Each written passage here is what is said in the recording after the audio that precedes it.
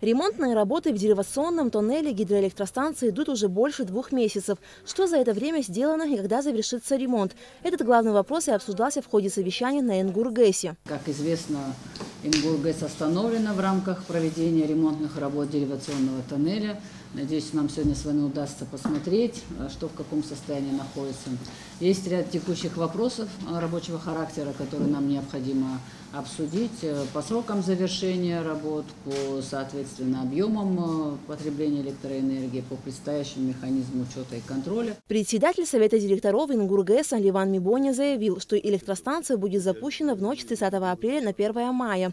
Все работы идут с опережением графика на 10%. Было запланировано закачка цемента больше 1 000 000 литров смеси. А у нас там уже получается 1 300 000. Да, больше сделали. Выявлены были дополнительные работы, которые сейчас ведутся.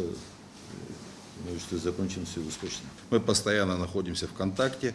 Все соответствующие структуры, вы в том числе, оказывали всяческую поддержку, чтобы не было каких-то задержек и так далее. Вот это очень сложная зима, сложная в том числе и из-за этого ремонта. Вот, ну, еще осталось нам какое-то время жить в той ситуации, когда мы находимся на перетоке, и с Ингургэса мы энергии не получаем. Хотелось бы сегодня, помимо прочего, еще рассмотреть и помимо тех технических вопросов, которые связаны с этим периодом, да, до 15-го, как мы ориентировались, ну, надеюсь, может быть, немножко пораньше, еще и рассмотреть перспективу вообще текущего года. И вот эти вопросы сегодня тоже неплохо было бы обсудить. После совещания все отправились в деривационный тоннель, где непосредственно ведутся сами работы. Протяженность тоннеля 15,5 километров, диаметр местами достигает 9 метров. Небольшую часть пути мы прошли пешком, а дальше на машине. Для проведения ремонтных работ в тоннеле спустили воду, но все же немного влаги осталось.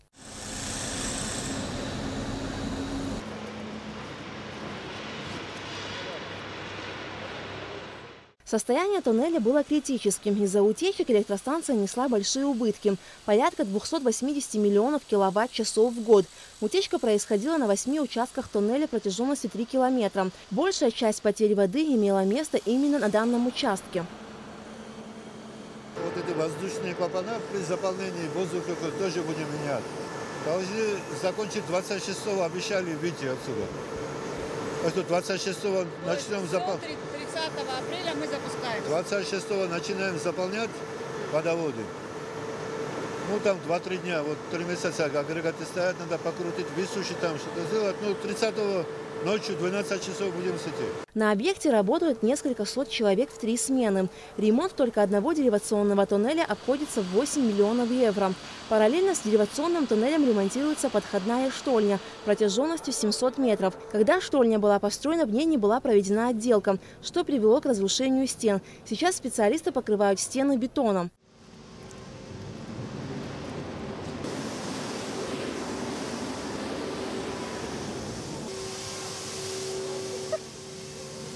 После осмотра тоннеля Кристина Узган, Михаил Логуа и Ливан Мибоня ответили на вопросы журналистов.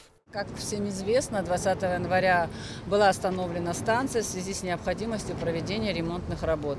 Объем ремонтных работ оценивается в объеме более 40 миллионов евро. Конкретно ремонт тоннеля обходится более 8 миллионов евро. На объекте задействовано порядка 600 человек, из них почти 70% местные жители. Работы ведутся очень интенсивно, в 3 смены. Перерыв фактически составляет по общему времени порядка 2 часов.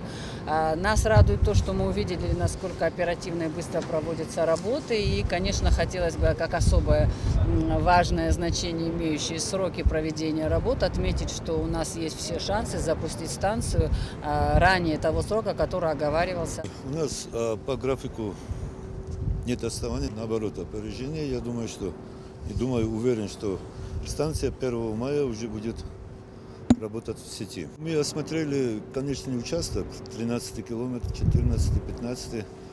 Это участок самого высокого давления, это самый проблематичный.